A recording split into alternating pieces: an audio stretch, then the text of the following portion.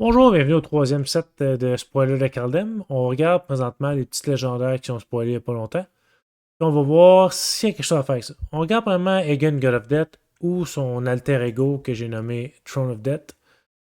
Malheureusement, c'est pas très intéressant. Une 6-6 pour 3, tu vas piger une carte si tu n'as pas assez pour miller. C'est pas très intéressant. La simple et unique raison, c'est que tu vas vraiment builder ton deck autour d'avoir une 6-6, peut-être autour d'eux. Encore là, il y a un sacrifice à faire par rapport au millage. Même si tu vas dire tu as un Sarah Ascendant dans le white qui va arriver sur le jeu, c'est pas nécessairement le plus intéressant. Puis si tu vas dire on regarde de l'autre côté le Throne of Death, tu te miles de 1, même pas 2. Faut que tu retires une créature d'un graveyard, de ton graveyard en plus. Your graveyard. Pour piger une carte. On regarde généralement le taux, c'est 2 mana pour piger une carte. Je suis pas trop excité par ce commander-là. Je saurais pas quoi faire quelque chose d'intéressant avec ça. En plus, c'est mono black. Il y a beaucoup de choses à faire mono black. Ça, c'est sûr certain, mais je vois pas comment que je peux avoir du plaisir à jouer ce commander-là, même pour un petit casuel vraiment le fun. Parce que tu sais, on voit des affaires comme Rotting de sort, Reggie, mais Reggie est quasiment meilleur que ce commander-là, carrément. Là.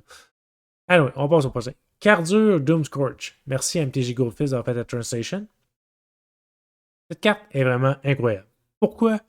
Parce qu'on voit présentement que les decks rouge-noir, mais Magic s'attaque présentement à faire que ces decks-là ont la possibilité de faire que le monde s'entretue.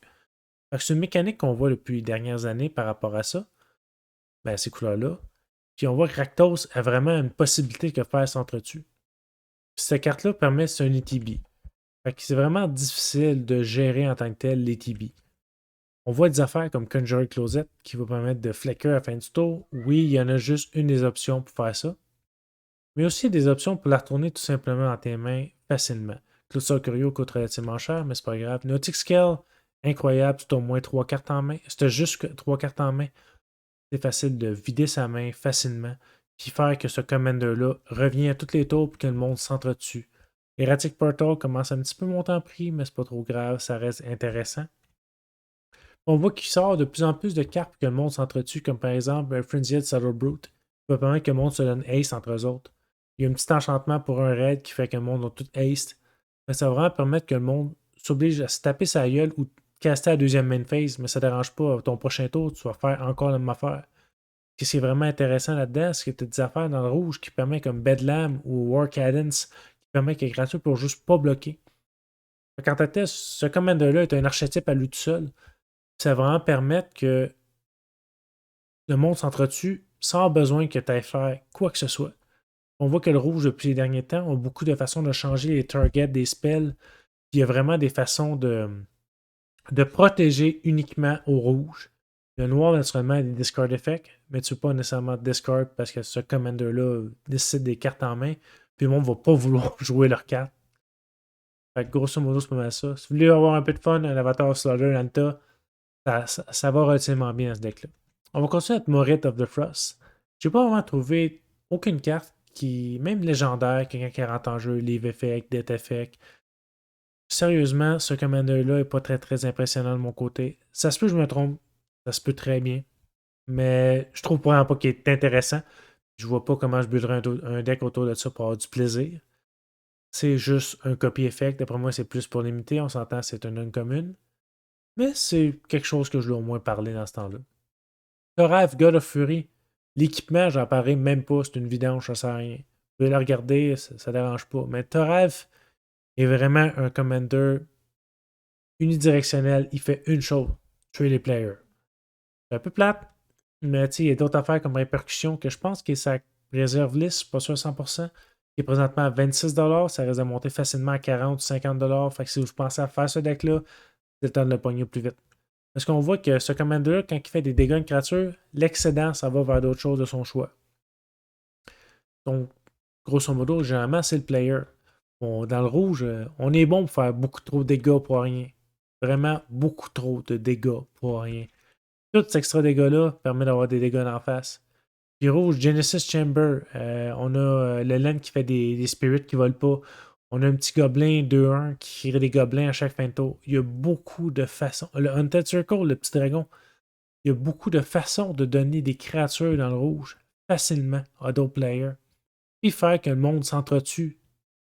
Vor, Child of je sais pas trop quoi, qui permettent de créer des survivors que le monde s'entretue avec, qui peuvent pas bloquer. C'est toutes des façons très faciles dans le rouge que le monde se tue tout simplement. On voit d'autres effets, par contre, ça tire Wayfinder. Ça tire Fire Dancer, excusez-moi. Tu fais des dégâts à un player, ça leur fait une créature, ça leur fait au player avec ton commander. Fait que, je trouve ça intéressant.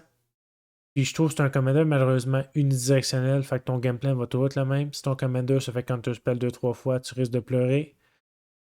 C'est pas nécessairement un deck que je vais builder, mais c'est un deck commander très puissant. Il y a beaucoup de potentiel. Le prochain commander, on va regarder à Jorn, God of Winter. Sa facette staff, le Rim Staff, pas très intéressant. Sérieux, je le regarderai pas trop. Peut-être au début de game, peut-être la retourner après ça, mais je vois pas quelque chose à faire avec cette affaire-là. C'est plus à donner des couleurs sur le taille, c'est bien le fun. Mais on regarde votre Jorn, God of Winter, c'est quand même un rituel sur patte. Pourquoi? Parce qu'il y a beaucoup de façons dans le black. Il y a beaucoup de façons dans le bleu de faire que les créatures sont juste pas bloquées. Fait qu'à tous les tours, tu vas détaper tous tes snows permanents qui est généralement tes laines. C'est sûr qu'il y a d'autres façons de le protéger. Unblockable, Shroud, puis etc., etc. Fait que c'est un rituel sur patte. Fait que ça permet vraiment de casser des gros manas. C'est sûr, certain que peut-être Crufix est meilleur. Mais ça permet d'avoir une option qui rajoute une couleur, qui va donner l'accès au tutor, etc. Je peux pas jouer du plaisir à jouer ce deck-là. Mais il y a beaucoup, beaucoup de façons de builder. Puis je trouve que ça donne vraiment un bon potentiel à ce commander-là. Il y a beaucoup de permanents présentement qui c'est des snows qui sont bons. Ça va sûrement avoir beaucoup plus de bons permanents qui donnent snow dans la prochaine série. J'ai pas tout fait naturellement. Mais on voit qu'il y a vraiment un potentiel. Finalement, Harald, King of Kemfor, excusez-moi, j'ai massacré son nom. C'est pas très utile. C'était vraiment une non-commune qui n'a pas très beaucoup de potentiel. Il y a juste un ATB, puis ça finit là. Ça va même pas dans ton graveyard en plus, ça va sur le bonhomme de la librairie. Donc, il y a très peu de potentiel d'avoir un commander intéressant, mais ça reste qu'ils doivent quand même faire des commanders moins puissants pour adapter le drafting area. Je peux comprendre ça. J'espère que ça a été un petit peu plus utile pour vous. Sur ce, passez une agréable journée. Au revoir.